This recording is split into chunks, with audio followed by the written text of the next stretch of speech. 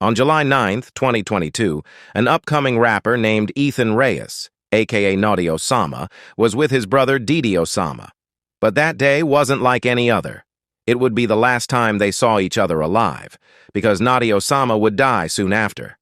It was afternoon, and Notti Osama and Didi Osama parted ways, thinking that they'd see each other again after their separate activities. Just before 3 p.m., Notti Osama and two friends were walking at 137th Street and Broadway when they came across someone by the name of Kelvin Martinez, who was on his way into the train station to catch an uptown train. According to reports, what lit the match about the events which were about to erupt was a gang feud between Notti Osama's affiliation and those of Martinezs. The attentions were escalating over recent weeks, and it was at a boiling point, with Nauy spotting his rival. It was almost inevitable what would happen next. Sad that having such a young age, this was the agenda on their minds. But the streets of New York in particular, Sugar Hill, which is the gang faction, Naughty represents, molded him into what he became. A sad reality, but a reality that exists and erodes the minds of the youth. The Sugar Hill set falls under the affiliation of the OYS, also known as the original Young Gangsters, and also the alias, the original Youngins, growing up in the environment of gangs and the lifestyle. It's not surprising Notti Osama's first reaction was one inspired by injuring, or even worse, taking the life of his rival Martinez.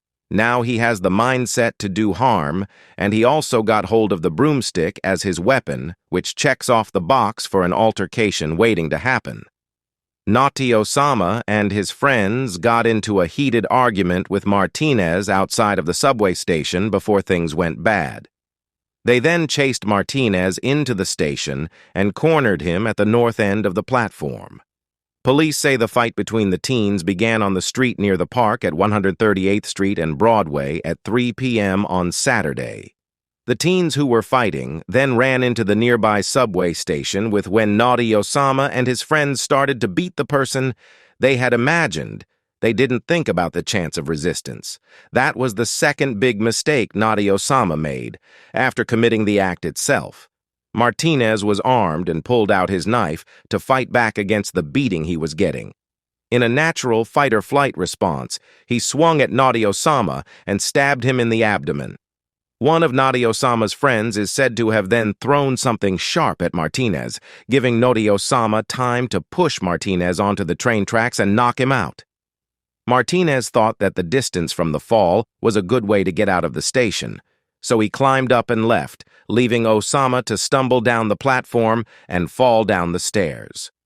Just after 3 p.m., police got a call about the stabbing, so they rushed to the subway station and found a badly hurt Osama on a northbound 1 train platform. He was rushed to Mount Sinai Morningside Hospital, but unfortunately died from his injuries there. Police say they got the call just after 3 o'clock, and when they got there, they saw a 14-year-old boy stabbed in the abdomen on the northbound 1 train platform. They say he was rushed to Mount Sinai St. Luke's, but it was too late. The stab wound fatally punctured his liver, ending the young man's life because of the gang's plan to kill young people. An enormous number of police officers were present at the scene of the crime, because it happened in a busy area and during the middle of the day. However, worried citizens still flocked to the area of the fight. Police quickly held a press conference to tell the public what they had found and try to inform people's fears that the suspect was still on the loose. NYPD Transit Chief Jason Wilcox said that they have surveillance footage that clearly shows what happened and that the suspect's description is known and being searched for. He also said that MTA camera footage from that station showed clear images of people who were there at the time of the incident. Officers started looking for the suspect right away, and one of them saw something on West 173rd Street and Broadway that did fit Martinez's description. Investigators say that person was stopped and arrested while he was bleeding from his back and stomach. He was then taken to a nearby hospital to get treatment for cuts on his left hip. Police found a knife and a broomstick that Martinez used in the fight and took them as evidence in the case. Martinez was charged with hit and criminal possession of a weapon. York City Mayor Eric Adams was in the area at the same time to promote an event for kids and teens about public safety when he heard about the tragedy. He then told news reporters at the scene what he thought about it. Adams then took to Twitter to try to bring attention to the problem on the streets of New York and his meeting with the community to help find a solution to the bloodshed video. This was the deadly news of Notti Osama's brother. He cried, saying, "I feel shame for not being there." Well, they were finally growing, gaining traction in the music business, and becoming known as one of the next big rappers from the Bronx. The fame, money, and other benefits that came with it didn't matter anymore because his brother was dead. Notti Osama's brother got so depressed that he quit going to school. The first song, Letter to Naughty, was Didi Osama's tribute to his dead little brother.